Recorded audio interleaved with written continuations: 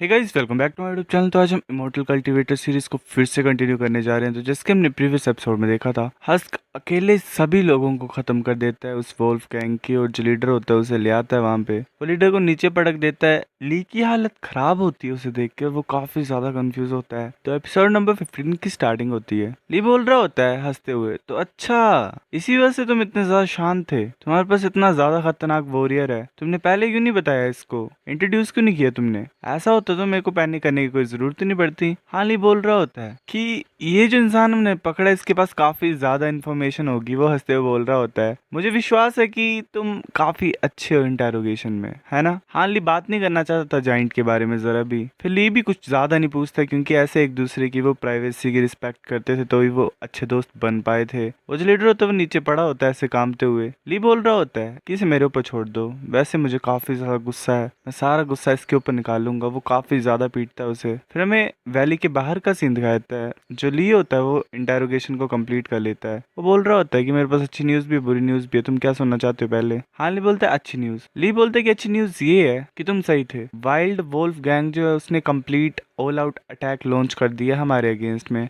उनने सारे माउंटेन्स को घेर रखा हुआ है, वो बस इंतजार कर रहे हैं वो अटैक करने के लिए। हाल ही बोलता है अगर ये अच्छी न्यूज है तो बुरी न्यूज कितनी बुरी होगी? ली बोल रहा होता है कि बुरी न्यूज ये है कि बाकी जो गैंग्स हैं, जैसे कि आयरन स्पेयर गैंग और ब्रोकन वाटर सेक्ट, वो भी यहाँ पे हैं। ऐसा लग रहा है कि हमारा जो सेक्ट है वो एक तरीके से डिजास्टर को फेस कर रहा है। हाल ही बोलता है अगर ऐसी बात है तो चलो जल्दी करते हैं और तुम्हारी पसंदीदा औरत को उठाते हैं वहां से, फिर बाकियों को खत्म कर देंगे। वैसे भी काफी ज्यादा दुश्मन है रास्ते में, अगर हम उन्हें अवॉइड नहीं कर सकते तो हमें उन्हें खत्म करना पड़ेगा। हमें माउंटेन के अंदर एल्डर ली का घर दिखाई देता है, वहां पे ऐसे बात कर रहे होते हैं। मैं कैसे और लोगों को भेज दूं अगर मेरे लिए कोई प्रोटेक्ट करने के लिए बचे ना कोई? तो हमें पहले बाहर की सिचुएशन का पता लगाना पड़ेगा। मतलब ऐसे लोग आपस में बहस से रहे होते हैं, सिचुएशन खराब होती है। मारांग और वेल बाकी जो होते हैं वो काफी ज्यादा टेंशन में होते हैं बेमतलब की। उन लोगों की आपस में नहीं बन रही होती है। जो वाइस लीडर होता है शायद वो कुछ अलग ही कर रहा होता है। वो मारोंग को एक तरीके से डरा रहा होता है अपने मेडल से, मतलब अपनी पोजीशन से। वो बोल रहा होता है मास्टर की वाइफ को कि हम लकी हैं कि हमारे पास अभी भी मास्टर ली के साथ ही हैं, पर अगर हम यहाँ से जाएंगे नहीं तो मुश्किल हो जाएगी। मास्टर ली और जूअर ऑलरेडी सनसेट पीक में चले गए होते हैं। वो हमें फिर हाल नहीं दिखाई देता है, वो आ रहे होते हैं। ली बोल रहा होता है कि हमें पता नहीं मास्टर ली और बाकियों के साथ क्या हुआ, अब हम क्या करें, हम काफी ज्यादा दूर है एल्डर ली के घर से। हाल ही बोलता है किस्मत अच्छी थी हमारी। तभी कोई बोलता है कि रुक जाओ, आगे लोग खड़े होते हैं।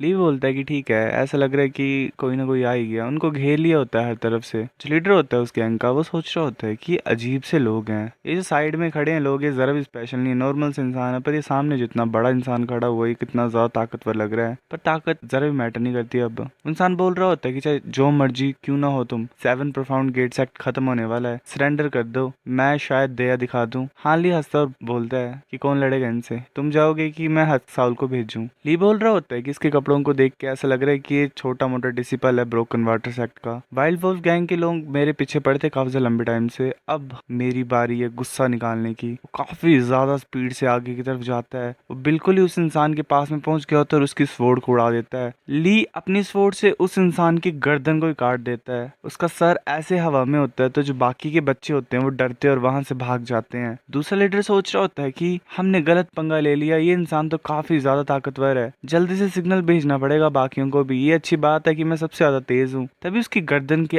आर पार स्वॉर्ड निकाल दी जाती है। वो काफी हैरान होता है और बोल रहा होता है ये कैसे सकता है, मैं तो कितना फास्ट भाग रहा था। एक्चुअल में हान ली अटैक कर रहा होता है, अपनी स्पीड का इस्तेमाल करके वो सभी को आसानी से खत्म कर देता है। लोग मरते हुए तो यही बोल रहे होते हैं कि उनके ऊपर एक घोस्ट अटैक कर रहा है। हाल ही अपने छोटे से उस वेपन से सभी को खत्म कर देता है। फिर हमें सनसेट पीक के माउंटेन साइड का सीन दिखाया जाता है। वहां पे जो गेट होता है उसे तोड़ने की पूरी कोशिश की जा रही होती है। एक इंसान बोल रहा होता है कि मैंने इतने ज्यादा लंबे टाइम से इस दिन का इंतजार किया है, आज मैं 7 प्रोफाउंड गेट सेक्ट को खत्म कर दूंगा। वो वाइल्ड वुल्फ गैंग का लीडर जिया टियानलोंग होता है। एक इंसान बोल रहा होता है कि हमारी सक्सेस सब तुम्हारे प्लान की वजह से है। जिया लोंग बोल रहा होता है कि हमने पूरी की पूरी टीम को खत्म कर दिया था सेक्ट मास्टर की जो थी, ये सब मेरे कजन्स की शुक्रिया की वजह से हुआ, मतलब उनकी हेल्प की वजह से हुआ है। मैंने इतने ज्यादा सालों से उसे देखा नहीं, पर उसे क्रॉस बोस मिल गए थे मिलिट्री के। भगवान ने शायद हमारे लिए ये प्लान बनाया हुआ है, हम जीतेंगे इस मैच को, इस फाइट को। उसका साथी बोल रहा होता है कि जो छोटी मोटी गैंग्स थी उन्होंने भी हमारा साथ दिया है, पर ऐसे क्यों लग रहा है कि वो अभी भी गुस्से में है। वो लोग ऐसे काम पे हुए होते हैं, साइड में खड़े होते हैं जो छोटी छोटी मोटी टीम के होते हैं। जिया उनकी तरफ गुस्से से देखता है तो वो और डर रहे होते हैं। फिर ऐसे गेट टूट जाता है और इंसान एक आके बोलता है कि हमने तोड़ दिया गेट।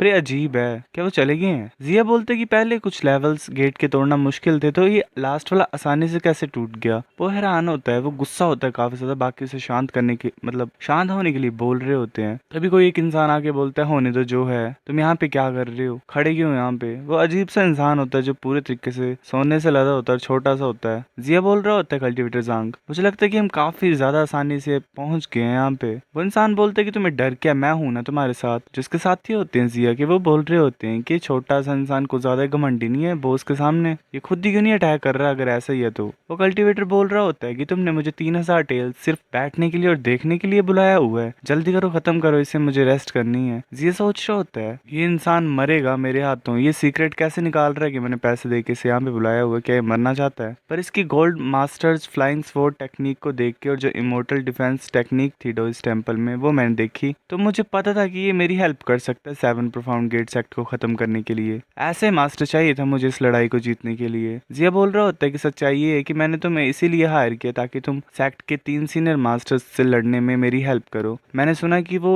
तीनों स्पिरिट रैलम में एंटर कर चुके हैं। कल्टीवेटर बोल रहा होता है स्पिरिट रैलम स्वाह, क्या ही है वो सिर्फ इंसान है, मेरे ऊपर छोड़ दो उन्हें, चाहे जितने मर्जी ताकतवर और स्किल्ड वो क्यों ना हो, वो मेरी फ्लाइंग स्वॉर्ड टेक्निक के सामने कुछ भी नहीं है। अगर वो होगा तो 7 या फिर 8 प्रोफाउंड गेट्स वो तुम्हारे होंगे, है ना गैंग लीडर जिया। जिया बोल रहा होता है कि मैं तुम्हारे ऊपर छोड़ता हूँ उसे ग्रेट कल्टीवेटर, जब ये कंप्लीट हो जाएगा तो मैं तुम्हें एक्स्ट्रा 2000 टेल्स दूंगा पैसे के। तो ऐसे डील उनकी डन हो जाती है। अनाउंसमेंट कर देता है जिया कि सभी सुनो और माउंटेन के ऊपर अटैक कर दो। जिया ऑर्डर दे देता है और 1000 उसके जो साथी होते हैं वो अटैक करने के लिए सनसेट पीक के अंदर घुस जाते हैं। हमें सनसेट पीक के सेक्ट हेडक्वार्टर का सीन दिखाई देता है, वो सभी वहां पे पहुंच जाते हैं। जिया सोच रहा होता है कि इनके ट्रेडिशंस कितने ज्यादा सालों से पास डाउन हो रहे हैं, मतलब 200 से ज्यादा साल ही हो गए हैं, ये काफी बड़ा सेक्ट है। इसके कंपैरिजन में हमारी ब्लैक वुल्फ गैंग के हेडक्वार्टर तो क्या ही थे। वैसे अटैक करने के लिए फिर से बोल देता है, तभी रुकने के लिए बोलता है वो, क्योंकि आगे से कोई आ रहा होता है। हमें 7 प्रोफाउंड गेट सेक्ट का लीडर दिखाई देता है, वांग ज़्यूचू। सेक्ट लीडर बोल रहा होता है कि तुम्हारी वजह से हुआ ये सब कुछ जियांग,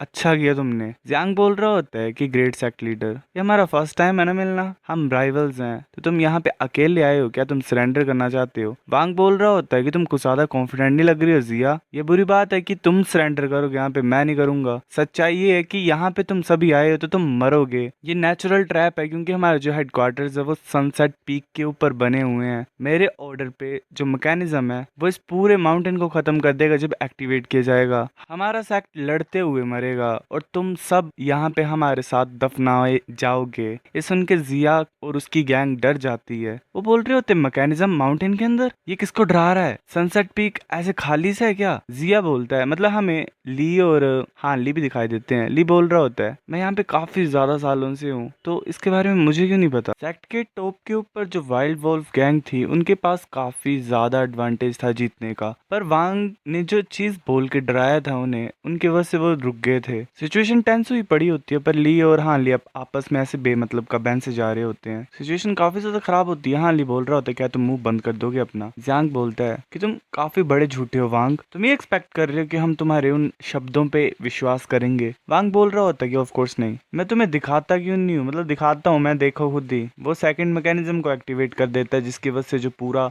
माउंटेन पीक होता है वो कांपने लग पड़ता है। काफी खतरनाक अर्थक्वेक हो रहा होता है। ली बोलते कि हो क्या रहा है, सेक्ट लीडर सीरियस नहीं है ना। हाँ ली बोलते मुझे भी नहीं पता। तभी जो पहाड़ होता है उसमें काफी बड़ा खड्डा हो जाता है, बिल्डिंग खत्म हो जाती है, वहां से एकदम से गायब हो जाती है। जियांग का साथी होता है वो बोल रहा होता है कि हम वापस क्यों नहीं जाते हैं, हमारे जो साथी हैं वो भाग रहे हैं। जो कल्टीवेटर होता है वो डर के खुद चिल्ला रहा होता है कि मेरी हेल्प करो, मैं मरना नहीं चाहता हूँ, मैं तो अपने पैसे को भी अभी तक यूज नहीं कर पाया। जियांग सोच रहा होता है ये बोल क्या रहा है, सभी भाग रहे होते हैं। वो बोलता है कि जियांग अपने साथियों को बोलो भागो मत, जो भी भागने की कोशिश करेगा या फिर हमला करेगा हमारे ऊपर तो मैं सभी मैकेनिज्म को एक्टिवेट कर दूंगा, हम सभी साथ में मरेंगे। यहाँ पे जियांग की हालत खराब हुई पड़ी होती है, वो सोच रहा होता है कि चीजें सही नहीं जा रही हैं, मैंने एक्सपेक्ट नहीं किया था कि मैं इसके ट्रैप में फंस जाऊंगा। अभी ना मैं इन्हें मार सकता हूँ और ना कुछ कर सकता हूँ। मैं जियांग बोलता है कि तुम क्या चाहते हो हमसे। वो बोलता है कि दो चीजें चाहता हूँ जो कि काफी सिंपल है। पहला ये कि तुम्हारे जो लोग हैं उन्हें मेरे सेक्ट के लोगों के सुपरविजन के अंदर यहाँ से भगा दो, और दूसरी कंडीशन की बात करें, मैं अवेंज करना चाहता हूँ, मैं बदला लेना चाहता हूँ सेक्ट लीडर वू और बाकी जो डिस्पल्स तूने मारे हैं उनके लिए। तुम्हारे और मेरे बीच में एक डेथ मैच हो। हानली बोलता है क्या डेथ मैच, अब ये की चीज होती है। लोग ऐसे क्रेजी हो जाते हैं, मतलब बोल रहे चला ही रहे होते हैं कि डेथ मैच सीरियसली। ली बोलते तुम्हें डेथ मैच के बारे में भी नहीं पता। हानली बोलता है कि अजीब होना बंद करो, मुझे बता दो सीधे सीधे होता क्या है। फिर ऐसे ही ली बता देता है कि एक डेथ मैच सबसे ज्यादा खतरनाक तरीका होता है जियांगशु के लोगों के लिए। इसमें वो अपनी कॉन्फ्लिक्ट्स को खत्म करते हैं। अगर कोई प्रॉब्लम हो एक दूसरे से तो सिर्फ